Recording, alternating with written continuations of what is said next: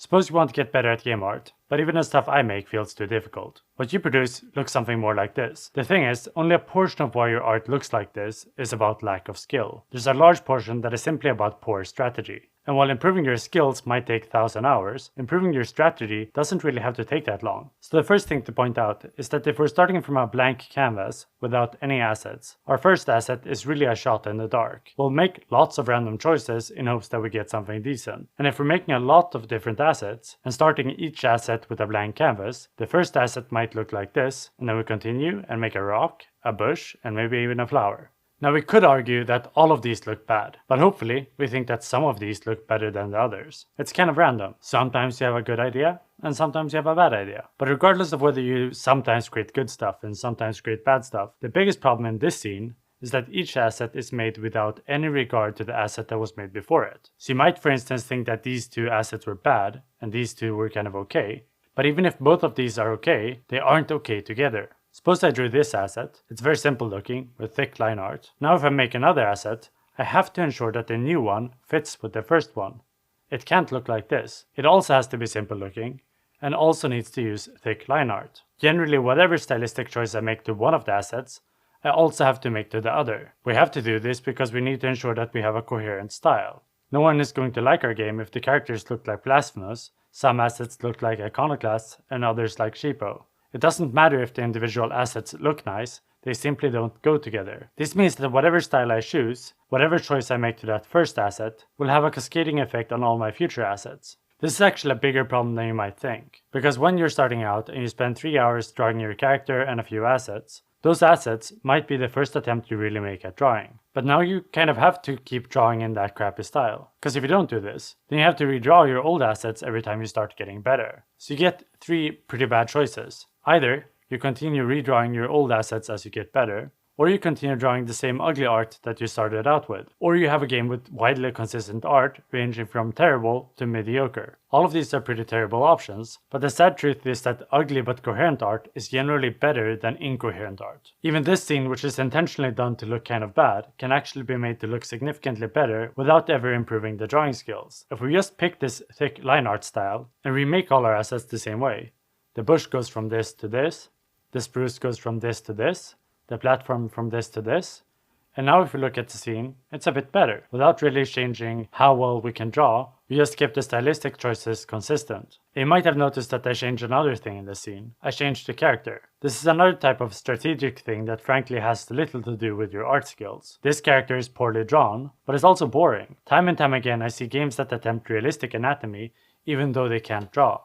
In my opinion, if you can't draw, just make an ugly blob and call your game Bob the Ugly Blob. And if you feel like you can't make something ugly but in a good way, this might also not be because of poor drawing skills. Once again, drawing is kind of random. Ask yourself this: when we're drawing our main character, how would we know if we had a good idea or a bad idea? Well, we wouldn't. So instead of just drawing one character and improving it, draw 10 random sketches and see which one is the most interesting. Some ideas might be bad, and some might be mediocre. But if you sketch 10 characters, one of those is likely to be at least roughly the best character you have the ability to draw. Sure, you'll waste time drawing 9 unusable characters, but those wouldn't have been good anyway. And since they were only sketches, you kind of avoided spending time polishing bad art. But while this scene now does look better, and we kind of have an art style, it's still kind of bad. Suppose this is a representation of this art style.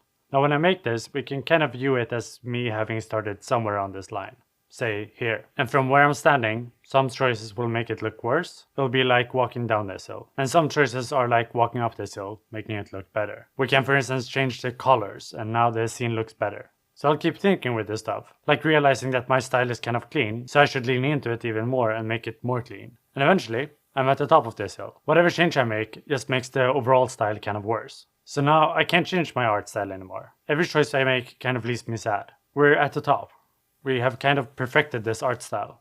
Now for some of you, this is possibly the best you can make. It might still be bad, but this is better than this. And if you can make this, then you can also make this, without being a better artist. But suppose you still think it's too ugly. That must mean we suck at art, right? That is the feeling we're getting. We can't make changes, we hate every change we make, but we still aren't happy with what we have done. The reason we're getting this feeling is that this is all we can see at the moment. We can only see the hill we're on. We can only see whether a choice will make this art style better or worse. But suppose instead we could see a representation of all the different styles I can theoretically make. So we have this line, it goes up and it goes down. And now we imagine that this small section was the art style we were trying to perfect.